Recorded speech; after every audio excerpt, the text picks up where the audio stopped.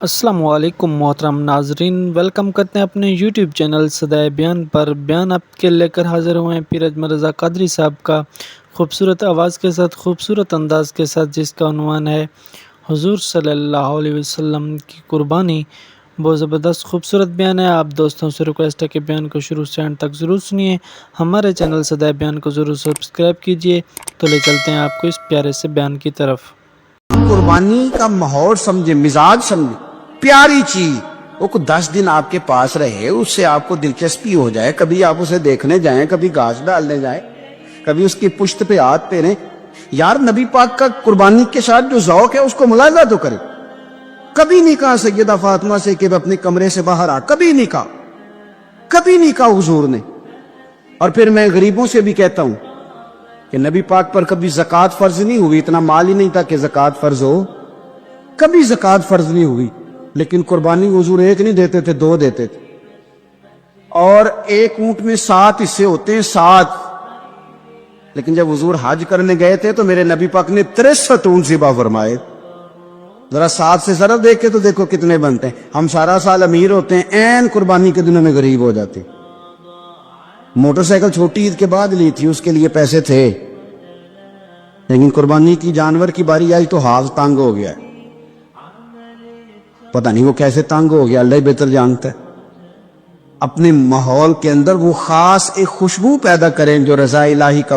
حضور نے کبھی نہیں سیدہ پاک سے فرمایا کہ باہر آؤ، لیکن حسنین کریمین فرماتے ہیں کہ حضور نے قربانی کا جانور خریدا، پھر سیدہ فاطمہ الزہرا رضی اللہ تعالی عنہا کے صحن میں حضور لائے۔ صحن میں نبی پاک سے زیادہ نازک مزاج بندہ کوئی نہیں کائنات میں آئے گا۔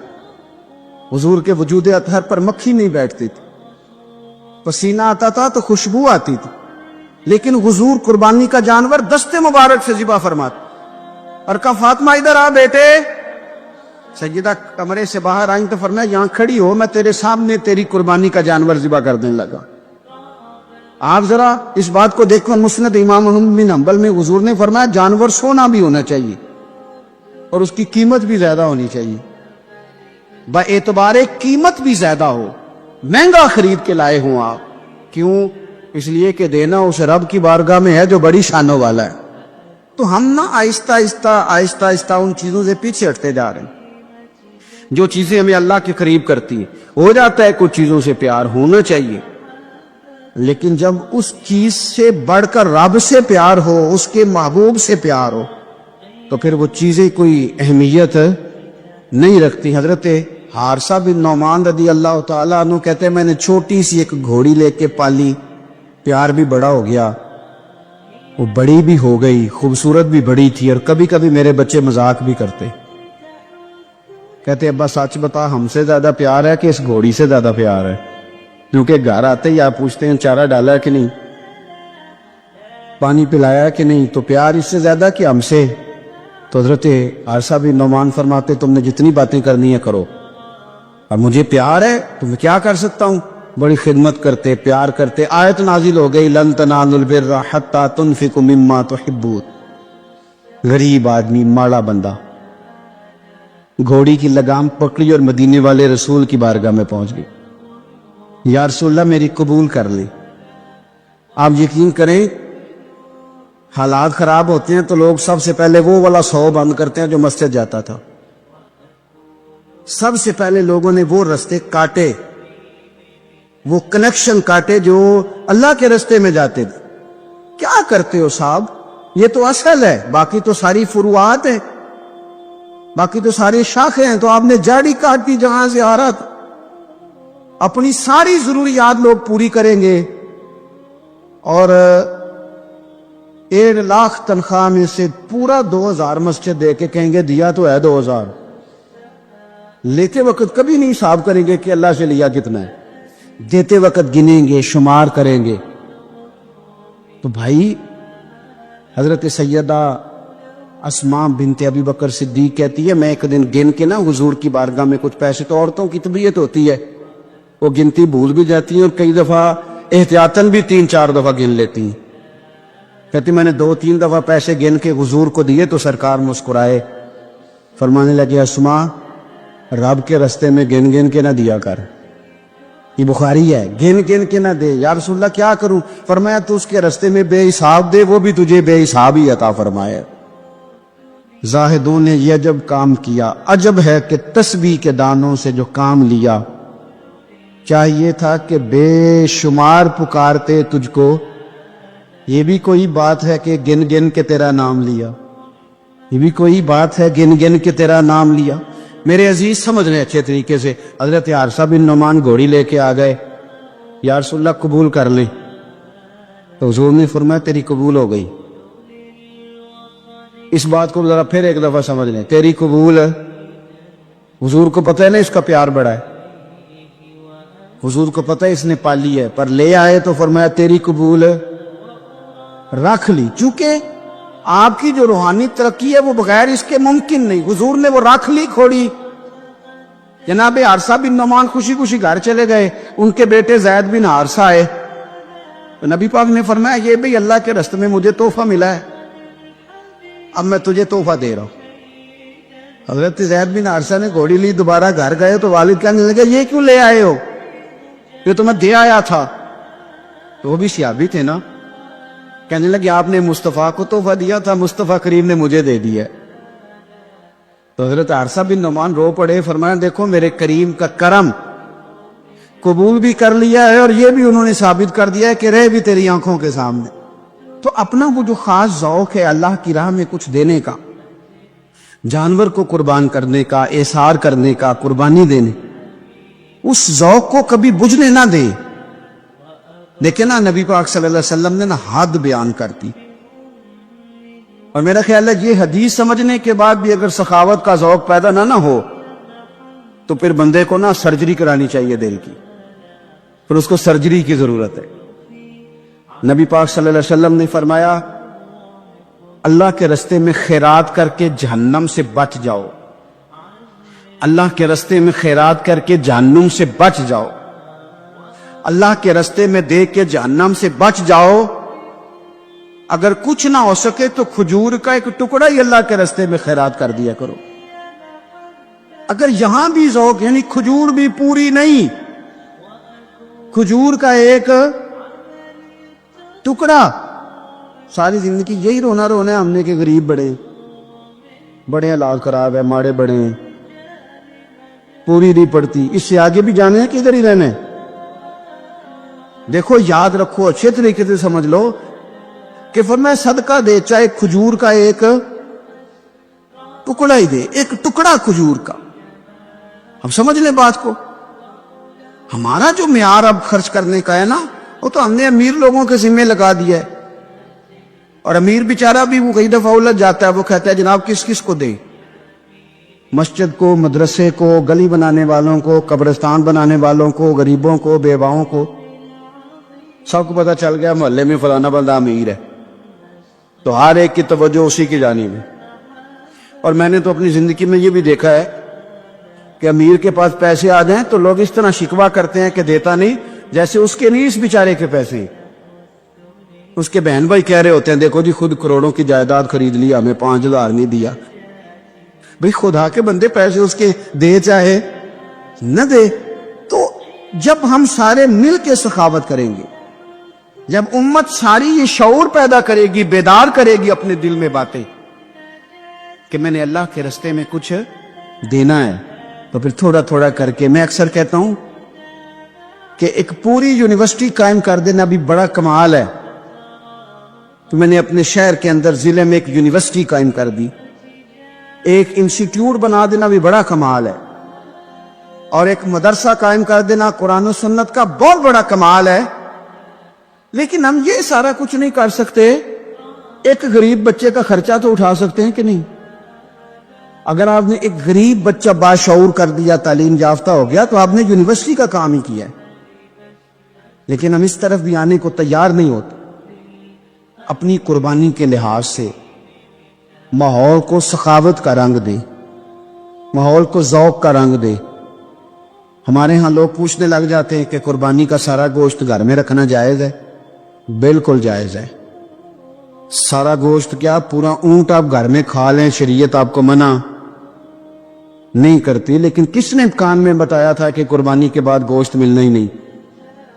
آپ یقین کریں، پوچھیں الیکٹریشین لوگ جو یہ کام کرتے ہیں، مکینک لوگ، ان سے پوچھیں، وہ کہتے ہیں سب سے زیادہ فریزر کا کام آنے لگ گیا، لوگ فریجیں ٹھیک کرا رہے ہیں، یہ کہ گوشت سٹاک کرنا ہے، پتہ نہیں اس کے بعد کوئی بکرا ہاتھ آئے کہ نہ آئے، آخری سمجھ کے کھانا ہے۔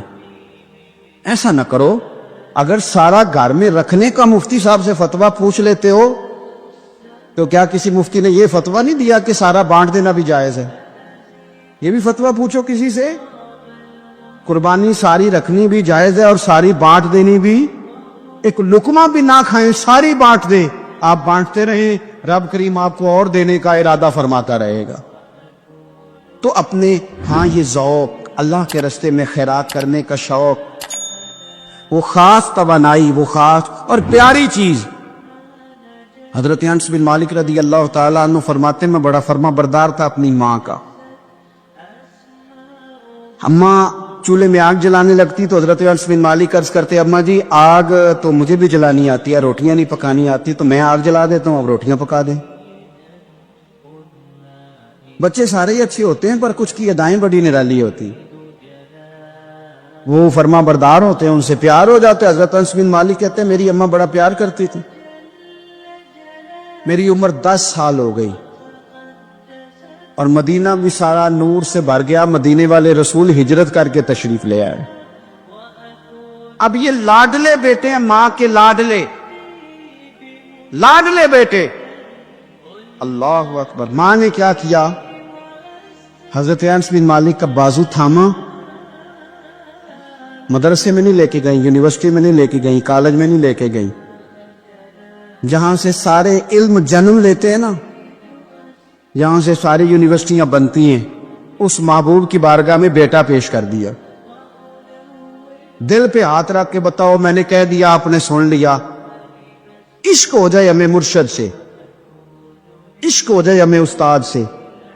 لوگ بچہ پڑھنے کے لیے تو ان کے ادارے میں بھیج دیتے ہیں، کبھی آپ نے سنا ہو کہ کوئی بچہ اس لیے بھیج دے کہ یہ آپ کے گھر کے کام کاج کرے گا؟ یہ بڑا مشکل کام ہے، انسان کو اولاد کمزور کر دیتی ہے، بندہ اولاد کے حق میں بزدل ہو جاتا ہے، وہ نہیں تسلیم کرتا کہ میرا بچہ اس طرح نوکری کرے، لیکن یہ شان ہے ان کے غلاموں کی۔ حضرت انس بن مالک کا بازو تھام کے ماں نے کہا، اور ماں نے کہا مستقبل کی کوئی فکر نہیں، لا کے حضور کی بارگاہ میں پیش کیا، عرض کرنے لگی یا رسول اللہ صلی اللہ علیہ وسلم، انس نہ آپ کے گھر کے کام کاج کیا کرے گا۔ یہ جو مزاج ہے نا خدمت کا، یہ ذوق، یہ رنگ، ہم لوگ جو ہوتے ہیں نا، ہم اور سٹیٹس میں زندگی گزارنا چاہتے، لیکن فقر کا، طریقت کا سٹیٹس اور ہوتا ہے، اور ہوتا ہے۔ وہ کیا کسی شاعر نے 2 جملوں میں بات ختم کر دی، اسے کیا تیریاں ویکھ کے ادامہ میں مرید ہو گئی۔ وہ بعض ادائیں ایسی ہوتی ہیں کہ جن پہ خود بخود پیار آتا ہے، پیار چھلکتا ہے، پیار خود بخود جو ہے وہ عود کر کے نکلتا ہے۔ تو عزیز یاد رکھنے، حضرت انس بن مالک کہتے ہیں میری اماں مجھے چھوڑ گئی، کہنے لگی سونیا مما تحبون، پتر مجھے پیارا ہے، چونکہ پیارا ہے تو اب یہ سیدہ فاطمہ کے گھر میں کام کاج کرے گا، چونکہ پیارا ہے تو سیدہ عائشہ صدیقہ کو سودا سلف لا کے دے گا، چونکہ پیارا ہے تو حسنین کریمین کی نوکری کرے گا، حضرت حفصہ اور میمونہ کے گھر کا کام کرے گا۔ انس بن مالک کہتے ہیں میں نے کوئی تعلیم نہیں پڑھی، میں نے کہیں بیٹھ کے کچھ نہیں سیکھا، لیکن آپ کتابیں کھول کے دیکھ لیں، ایک بہت بڑی تعداد ہے حدیثوں کی جو حضرت انس بن مالک نے روایت کی ہے۔ وہ کہتے ہیں میں تو کھیلتے کھالتے ہی مصطفیٰ کی باتیں سنتا رہا اور رب نے مجھے عالم بنا دیا، عالم۔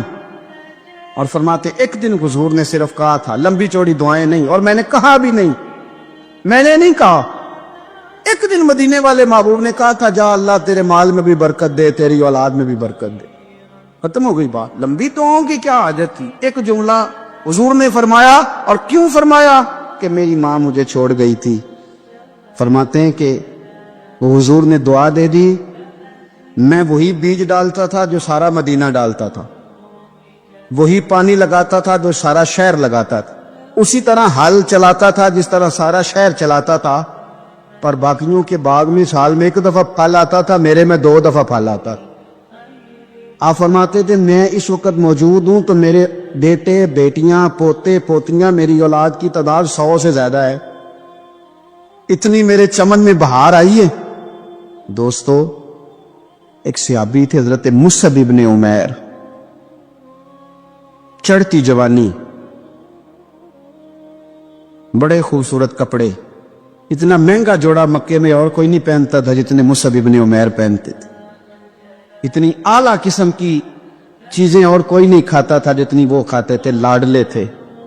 کلمہ پڑھنے آئے دار ارقم میں، تو نبی پاک نے فرمایا تو ناز و نام میں پلا ہے، اس رستے کا مسافر کیسے بنے گا؟ یہاں تو ٹھوکریں ہیں، یہاں تو مار کھانی پڑتی ہے، تو کیسے بنے گا؟ عرض کی یا رسول اللہ آپ کلمہ تو پڑھائیں۔ پھر اس بندے نے پھٹے پرانے کپڑے بھی پہنے۔ پھر مولا علی شیر خدا کہتے ہیں میں نے اس نوجوان کو دیکھا کہ ایک پیر میں جوتا ہوتا تھا دوسرے میں نہیں ہوتا، او جیم جان دا کچھ وسا نہیں ہوں، یہ جان یار نو دے تے شاد ہو جا، اس سے دل دے ہیں فساد سارے، دل دلبر نو دے تے آزاد ہو جا، جو رکھے آباد تے رو وس دا تے جدوں کرے برباد برباد ہو جا۔ آپ فرماتے ہیں پھر وہ دن رات کوئی فرق نہیں، غلامی کی، ماں نے قید کر دیا، باپ نے قید کیا، مار کھائی، پہلے حبشہ گئے ہجرت کر کے، وہ بچہ جو کسی کو خاطر میں نہیں لاتا تھا، یہ وہ مصعب ابن عمیر ہے، اپنی جان پسند تھی تو حضور کے حوالے کر دی۔ مدینے میں نبی پاک نے انہیں اپنے سے پہلے مبلغ بنا کے بھیجا، ہر سردار کی منتیں کی، ہر سردار کی منتیں کی، کلمہ پڑھ لو۔ وہ چڑھتی جوانی، بڑا بادشاہ آدمی، لوگ اپنا رویہ توڑنا نہیں چاہتے، جو بندہ زندہ ہوتا ہے اس میں لچک ہوتی ہے، جو پورا اکڑ جائے سمجھو مردہ ہے، اور جو آدمی لچک والا ہو وہ تو بڑے کام کر لیتا ہے، اور اگر اکڑ جائے تو پیروں میں بھی شے آ جائے تو پکڑ سکتا، یہ سمجھ لینا۔ بہت سارے لوگوں کو زندگی میں کچھ نہیں ملا اس لیے کہ وہ اندر لچک ہی کوئی نہیں تھی، تکبر کے بت بنا کے پوچھتے رہے ساری زندگی تو ملے گا کیا؟ مصعب ابن عمیر کہتے ہیں ہر چیز قربان کر دی حضور کے نام پہ، احد کے میدان میں شہید ہوئے۔ اس نے ہر مہینے نیا جوڑا پہنا، اعلیٰ کھانے کھائے۔ اس بندے کو جب کفن دیا جا رہا تھا تو کپڑا پورا نہیں تھا، سر ڈھانپتے تھے تو پیر ننگے، پیر ڈھانپتے تھے تو سر ننگا، تینوں لب دیں آپ گواچے، پورے وجود کے لیے کپڑا موجود نہیں تھا۔ حضور نے فرمایا سر ڈھانپ دو اور پیروں پہ گھاس ڈال دو۔ بات بیت گئی، وہ جب انہوں نے کلمہ پڑھا تھا اس کو 20 سال ہو گئے، وہ مکے میں دار ارقم میں کلمہ پڑھا تو یہاں ان کی لاش مبارک پر کھڑے ہو کے میرے نبی پاک نے ساری تاریخ دہرائی۔ اور میں یہ وہ نوجوان تھا جو ناز و نام میں پلا تھا، نے بڑے اعلیٰ کھانے کھائے، اعلیٰ کپڑے پہنے، کہ آج اس کا حال یہ ہے کہ اس کے بدن پر کپڑا موجود نہیں۔ پر میں اس طرح کرو ذرا، ساری تاریخ حضور نے بیان کی، لوگوں کو بتلایا، جو نئے آنے والے تھے ان کو بتایا۔ فرمایا اب ذرا ان کو پیروں پہ گھاس ڈال کے قبر میں ڈالو، اور فرمایا ذرا ان کو بھیجو تو صحیح، انشاءاللہ میرا رب جب ان سے ملے گا تو بڑا راضی ہو کے ملے۔ اس ذات کی بلندی کو دیکھیں، اس کے مقام کو دیکھیں، اس کے مرتبے کو دیکھیں، پھر اس کی عطاؤں کو دیکھیں، پھر ہمارے بن مانگے اس نے ہمیں کیا کچھ دیا، اس کے نوازنے کو دیکھیں۔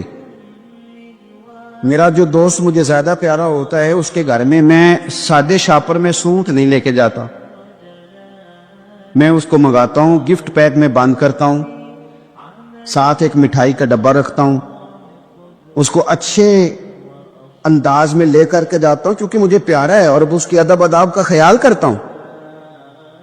تو آپ اس بات کو اچھے طریقے سے سمجھ لیں کہ قربانی کا مفہوم جانور کو ذبح کر دینا نہیں، قربانی کا مفہوم تو رب کی رضا کو پانے کا نام ہے، اللہ کی رضا کو پانا ہے۔ وہ کتنا اعلیٰ ہے، تو جب اس کی بارگاہ میں تحفہ بھیجنا ہے تو پھر آپ نے جانور کو پیش نظر نہیں رکھنا، پھر تو آپ نے اس مالک کو پیش نظر رکھنا ہے کہ جس کے شایان شان ہم کچھ پیش کرنے کی صلاحیت اور قابلیت نہیں رکھتے۔ تو اللہ کی ذات کے شایان شان دیکھیں نا، قرآن مجید نے ایک سوچ ہمارے ذہنوں میں پیدا کی، فرمایا اگر تم چاہتے ہو نا کہ تمہیں بھلائی ملے اور تم درجہ ابرار میں داخل ہو جاؤ. ان الابرار لفی نعیم, وہ ابرار جنہیں اللہ جنت میں داخل کرے گا. تم بر تک پہنچ جاؤ تو پھر فرمایا لن تنالوا البر حتی تنفقوا مما تحبون. فرمایا تم ہرگز بھلائی کو نہیں پہنچ سکتے جب تک اپنی پیاری چیز راہ خدا میں خرچ نہ کرو. یعنی وہ شے جس سے تمہیں پہلے پیار ہو جائے, جس سے پہلے تمہیں محبت ہو جائے, جو تمہاری پیاری ہو, وہ تم راہ خدا میں. آپ اس مفہوم کو اچھے طریقے سے ذہن میں ہم لوگ کیا کرتے ہیں, ایک جانور لینا ہے, بس ٹھیک ہے جی مناسب مل گیا تھا ذبح کر دیا. آپ اس کیفیت کو تو سمجھیں کہ یہ تحفہ کسی معمولی آدمی کو نہیں دینا, یہ رب کریم کی بارگاہ میں پیش کرنا. آپ ناراض نہ ہو تو ہم تو معاذ اللہ قربانی کے موقع پر بھی جوے کا انتظار کرتے ہیں. آخری دن دیکھوں گا جوا چڑھ گیا دب گیا. اگر تو جانور بڑا نیچے گر گیا تو موج بن گئی. مثلاً کیا ہو جائے گا, 20,000 سستا ہو جائے گا کیا؟ تو آپ کا یہ نفع نہیں کہ اللہ کی رضا کے لیے 20,000 اور زیادہ لگ جائے اللہ کے راستے میں. وہ جو سٹیٹس تھا نا رب کی رضا کے لیے دینے کا, اپنی پیاری چیز مما تحبون. اور اس کے تحت ہمارے مفسرین نے لکھا اس سے مراد صرف مال دینا نہیں کہ کوئی بندہ سمجھے صرف مال دوں گا تو نیکی تک پہنچ جاؤں گا. وہ کہتے ہیں اگر تجھے برادری پیاری ہے تو برادری قربان کر مصطفیٰ کے نام پر. اگر تجھے عہدہ پیارا ہے تو اپنا عہدہ قربان کر نبی پاک کے نام پر. اگر تجھے علاقہ پیارا ہے تو ہجرت کر رسول اللہ کے نام پر.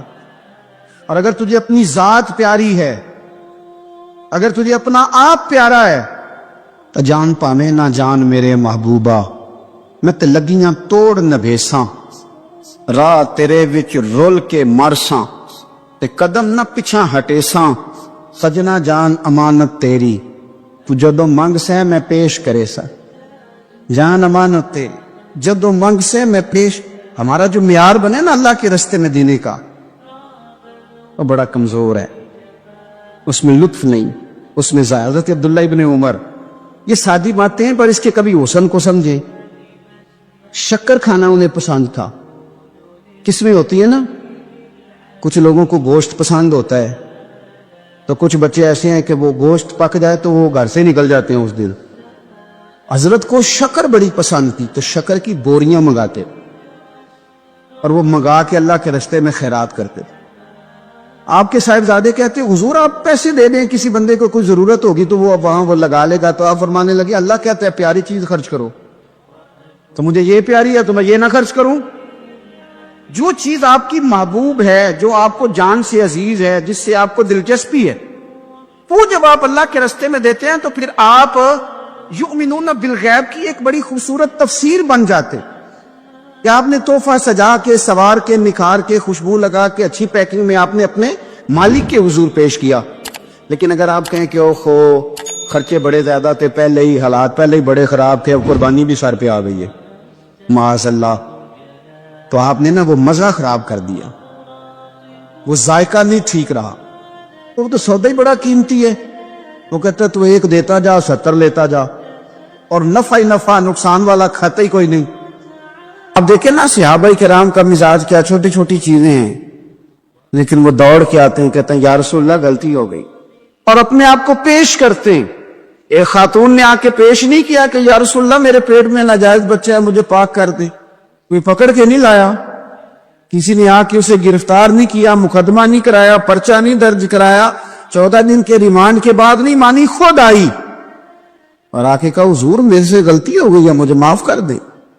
تو رسول پاک صلی اللہ تعالی علیہ وسلم نے بچے کی ولادت کے بعد اسے دوبارہ بلایا, کہا بعد میں آنا. وہ آئی, اسے سنسار کیا گیا. تو جب کسی شخص نے کہا نا کہ یہ تو بڑی نفس کے ہاتھوں گرفتار عورت تھی اور کتنا بڑا جرم کیا, تو پھر حضور نے پتہ کیا فرمایا, فرمایا چپ کر جاؤ, تم نے گناہ دیکھا ہے, تم نے اس کا احساس نہیں دیکھا.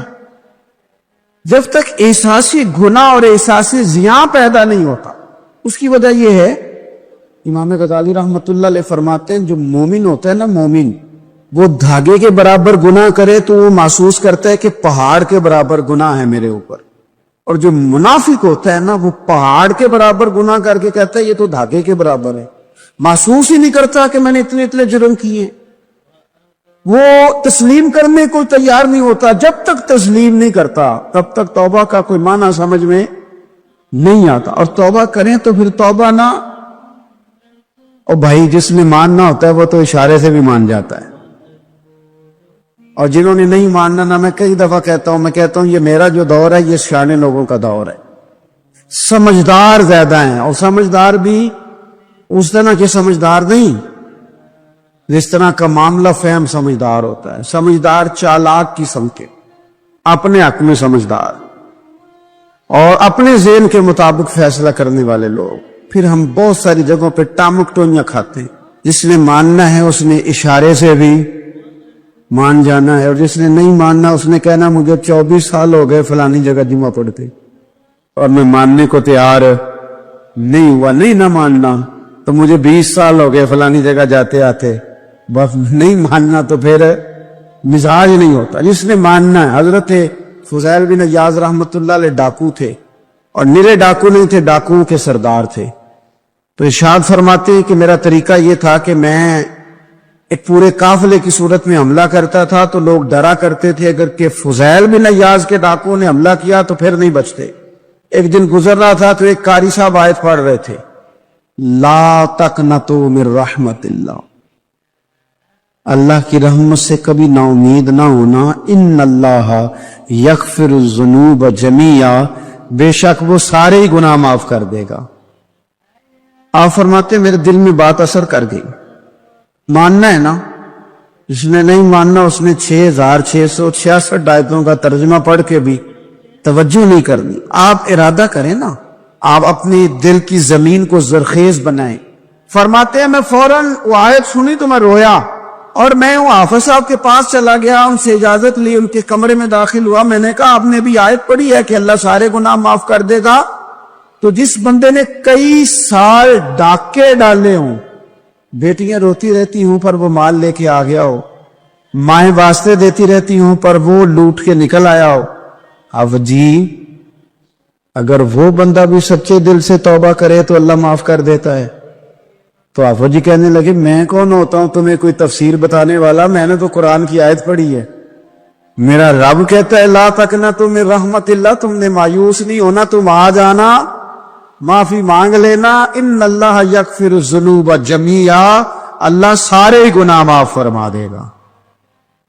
اللہ سارے گناہ, تو یہ تو اللہ فرما رہا ہے. فضیل بن عیاض کہتے ہیں میں نے کہا ختم ہو گئی بات, توبہ بھائی. واپس آیا تو وہ میرے ساتھ جو تھے نا ان سے میں نے کہا سردار نیا تلاش کر لو بھائی. اب ارادے بدل گئے, پروگرام کچھ اور ہو گیا. اب تو لوگ ہمیں تانے دیں گے, اب تو لوگ باتیں کریں گے کہ اوتھے کی لین جانا ہے. فضیل بن عیاض کہنے لگے بس بھائی توبہ کرنی, اب تم کوئی اور سردار تلاش کر لو. اور اوپر سے نہیں کہا, توبہ کی تقریریں نہیں کی, دوسروں کو میسج نہیں بھیجے, اور لیکچر نہیں جھاڑے, رو کے کہا, درد سے کہا, دل سے کہا. تو وہ جو باقی کے تھے نا ان پر سردار کی بات کا اثر ہوا. کہنے لگے سردار ہم نے سردار نیا نہیں ڈھونڈنا, اگر چوریاں مل کے کی ہیں تو اب تو اس طرح تو نہ کر, توبہ بھی مل کے ہی کریں گے, اب اللہ بھی مل کے ہی کریں گے. اب بس تو اگر ادھر جائے گا تو ہم بھی تو جائیں گے نا. اللہ اکبر. فضیل بن عیاض کہتے ہیں ظاہر ہے مال لوٹا کرتے تھے. میں نے مسئلہ پوچھا علماء سے تو انہوں نے بتایا کہ یہ تو کل بات کا مسئلہ ہے, جو لوٹا ہے وہ تو واپس کرنا ہی پڑے گا. اب میں نے وہ پیسے جمع کیے, اب سارے تو میرے پاس تھے نہیں, جتنے میں دے سکتا تھا دیے, جو کھا چکا تھا وہ رہ گئے. ایک یہودی کے پیسے رہ گئے, اس کے گھر چلا گیا. میں نے جا کے اسے کہا میاں میں نے کر لیا توبہ, اور میں وہ فضیل بن عیاض ڈاکو ہوں جس کے تیرے گھر سے اتنا مال لوٹا تھا, میرے پاس پیسے کوئی نہیں, وہ پیسے لگ گئے, اب تو اس طرح کر مجھے معاف کر دے.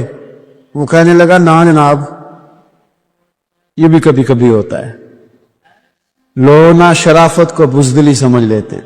فضیل بن عیاض سے کہنے لگا میں تو پیسے لوں گا, ایسے تو نہیں معاف کرتا. آپ فرمانے لگے پیسے تو کوئی نہیں, یہ سچی توبہ ہے.